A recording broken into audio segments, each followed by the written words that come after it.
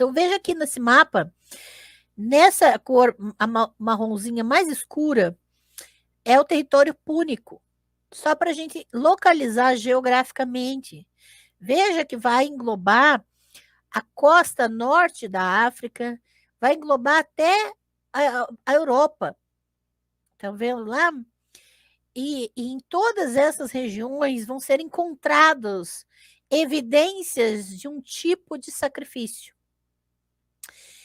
E veja a assimilação aqui do termo, que o Weisfeld vai também citar.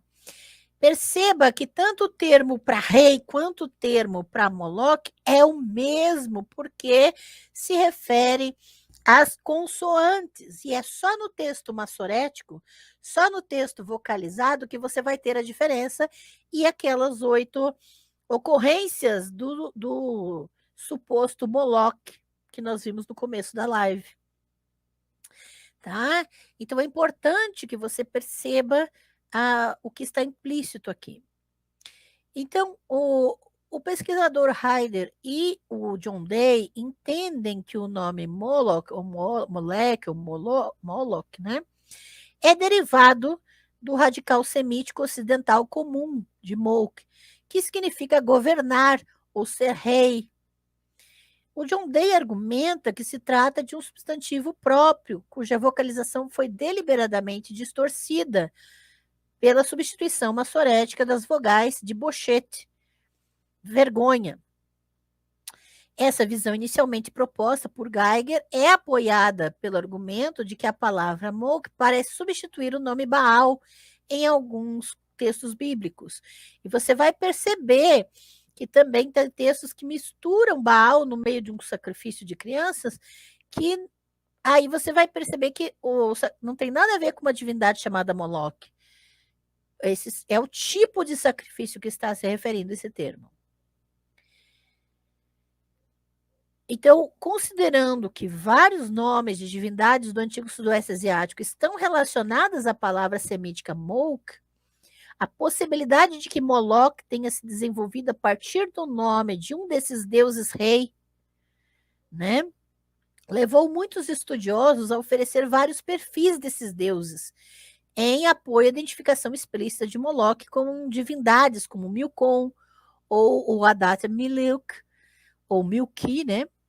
Então, veja, esses pesquisadores, eles vão formar uma hipótese de que o termo é um termo genérico para várias divindades, como se eles fossem divindades reis de determinados territórios. Além disso, o fato de que Molk proporcionar ou funcionar como um epíteto de muitas divindades, né? Vai funcionar e vai ser vocalizado como Melech também, né? Do antigo sudoeste asiático, traz a possibilidade de que Moloch possa ser derivado do título divino como um rei.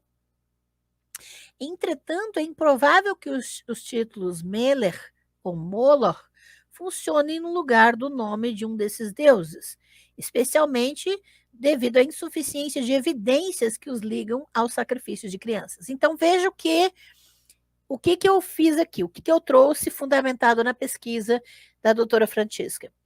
Eu trouxe alguém que vai levantar uma hipótese, relacionar aos deuses como reis de determinado território, e vou trazer a contra-argumentação dizendo que, como não há evidências, não dá para afirmar isso como certo. Percebe? Mas vocês precisam saber que existem essas hipóteses. E precisam também saber que elas não têm evidências suficientes. Tá? Olha que interessante, exatamente. Por quê? Primeiro, porque relacionar Baal e Moloch pode ser duas coisas. Pode ser o senhor Moloch, porque Baal pode ser senhor, dono, marido.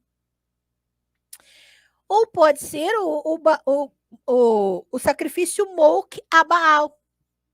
Então, perceba que você tem que ter à disposição as possibilidades para saber até onde você pode afirmar ou não as questões. Tá? Então, tanto para Haider quanto para John Day, a evidência mais forte que argumenta a favor de uma divindade distinta chamada Moloch, ou alguma coisa assim, é encontrada em duas curas ugaríticas. Então, olha só, o Haider e o Day vão trazer um argumento de Ugarit, que é lá da atual Síria, né, lá do norte de Canaã. E são curas ugaríticas de mordida de cobra, que parecem se referir a um ser divino chamado Molk, ou Moloch. Parecem. Então, veja, o contexto não é de sacrifício de criança e não dá para saber se esse ser é uma divindade, ok? E há uma grande probabilidade de que os dois tenham sido confundidos no texto massorético de 1 Reis 11:7, que descreve Moloque como abominação dos amonitas. E geralmente é emendado para Milcom, porque são as mesmas consoantes, né?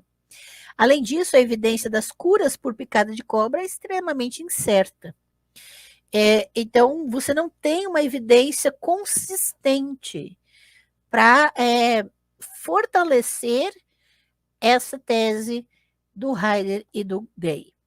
A tese de Day de que Moloch é uma equivalente ao Molk ugarítico, que por sua vez é o equivalente ao acadiano Malik, não é forte o suficiente para apoiar o relato bíblico de um deus Moloch para quem as crianças eram sacrificadas. Então, veja, os pesquisadores tentaram criar hipóteses com fontes fora da Bíblia para sustentar a existência de um deus Moloch na Bíblia. Mas essas hipóteses não estão dando muito certo.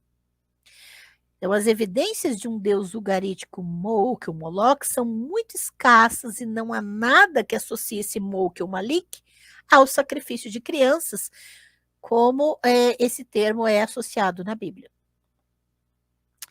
Haider procura reconstruir uma equação semelhante, mas em uma tentativa de preencher a lacuna entre o sacrifício infantil púnico, da região púnica que a gente viu no mapa agora há pouco, e o Moloch bíblico.